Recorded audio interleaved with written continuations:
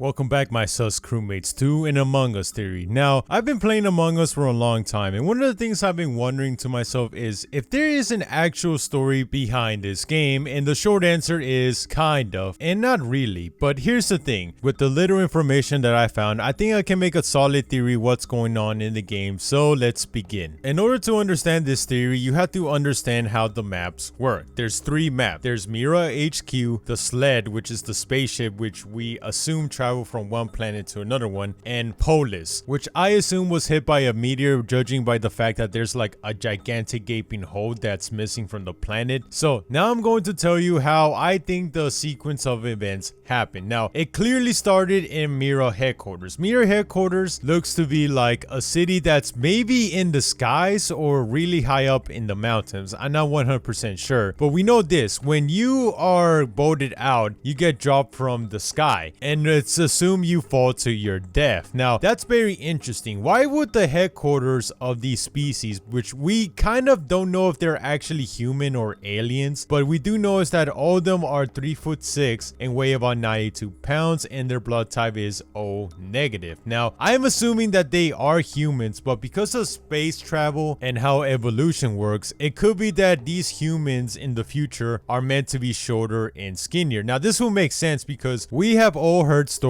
about little green men that come from another planet and abduct people to do experiments on them. So it will make sense in this case that in the future these humans are shorter because there's no need to have a big physical body if you're going to spend most of your time in space. Also, if you look at the vending machine, you can clearly see that there's recognizable brands from today that have a different name. So it's kind of safe to say that they're humans, and years of traveling through space has made us where they're now smaller and skinnier. Okay, so what does this have to do with Mira HQ? Why is this the beginning of the story? Well, if you go through the hallways of Mira, you can see pictures of what looks to be crewmates. So this just tells me is that there's more than one crew. There's multiple crews out there, but they all have one thing in common, is that they're all scientists. Now, and I think I'm gonna call the planet Mira, because if you call this whole base Mira HQ, I think it's safe to call the planet Mira. Now, one of the things that gives you an idea what's happening in the story is that Mira HQ has some kind of greenhouse. Now, this is kind of weird because why would they need a greenhouse if this is their home planet? This will only make sense if the whole world was unfortunately contaminated by pollution. Now, the reason I'm saying this is because if you go to Polis and look at the planet Mira from a telescope, you can clearly see that the planet is filled with this kind of smog that's covering a large part of the planet. So my guess is that unfortunately in the planet Mira, pollution has become so destructive that they're forced to live up high in the sky or in the mountains, somewhere where the pollution will not affect them. Now, this will clearly explain why they have a greenhouse. Now, the second thing I was also wondering is why do the crewmates always wear hazmat suits? Now, ignoring the reality that they do this because of gameplay reasons, they also wear the hazmat suits at all times because there may be a deadly virus going around in their time, so everybody is mandatory to wear a hazmat suit. If you look at the mini crew members, or even if you look at the wallets of the crew members, you can see that they have a family and that every kid has a hazmat suit. So to me, in order to explain why everybody wears this suit, it makes sense that not only was it a pollution problem, but maybe some kind of virus in the future that was so severe that it caused some kind of plague, and in order to stop this major virus they had to wear these suits. And I guess people got tired of getting confused who was who, so they decided to wear different colors. That's my best guess of why the suits were a thing and why they wear them at all times, even the little kids. Now that you have a general idea of the crew members' lives, why did it go to the planet Polis? Well, Polis was once a planet that looks like was hit by a meteor and now is a barren wasteland. But why do they still went there and made a headquarters? Well, my guess is because they found some kind of rare mineral or some kind of power source that the reactor back at Mira HQ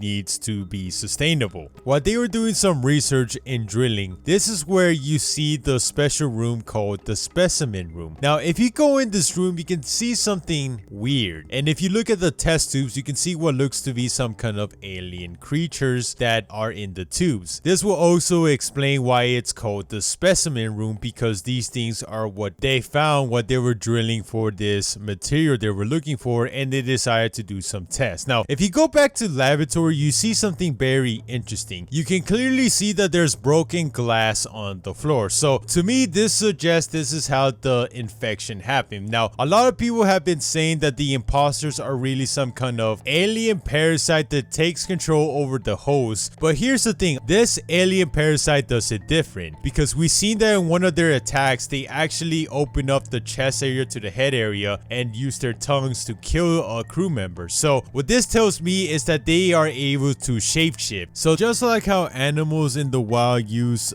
camouflage to blend into their environment for survival, or use camouflage to trap prey, in a way what the imposters are doing is kind of similar. They're going to act like crewmates from the naked eye because they have some kind of advanced mimicking. So I'm not going to go too into detail what the imposters could be, because all you have to know is that there's some kind of wild animal, and like every wild animal, they need to feed to survive. So it's not that the imposters are bad people, it's just they're like animals. When they feel threatened, they're going to eliminate that threat to survive. So now that you know all the dynamics, I think it's time to explain how the story goes. So it all starts in Mira HQ, and what I think happened is that this group of 10 people had to go to the planet Polis, which they already established a base there to get this material for the reactor. Unfortunately for one of the crewmates, they got infected and became an imposter. Now, I think this is how the story goes. There are 3 scenarios. Scenario 1, they discovered that there's an imposter in Polis, so they got to throw him out in the lava. Scenario 2, they don't discover anybody's infected until they're in the sled going back to Mira HQ. So in this scenario, they throw people out of into space. And in the last scenario, I think nobody gets infected because the parasite hid in one of those research boxes. Somebody gets infected, and yeah, then they had to go throw people literally out of the sky. And as an imposter, you shouldn't feel bad, because here's what's going to happen. It's not like you can just tell them you're like some kind of shapeshifter that eats people. No, you're going to die regardless, so don't feel bad if you're an imposter. So yeah, that will do it for my theory. Let me know what you guys think, if you have your own crazy theories. Is there really more to the imposters? Do you think my scenario about the crewmates, that they live in a post-apocalyptic era where there's pollution and some kind of virus going around, you think that's correct? Yeah, let me know what you think, and thanks for watching. Peace. With an unwavering tone,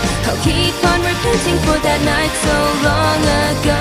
Though your hands disappear, I'll still find the place where you are here. So go without saying a goodbye, 'cause I know we'll meet again somewhere sometime.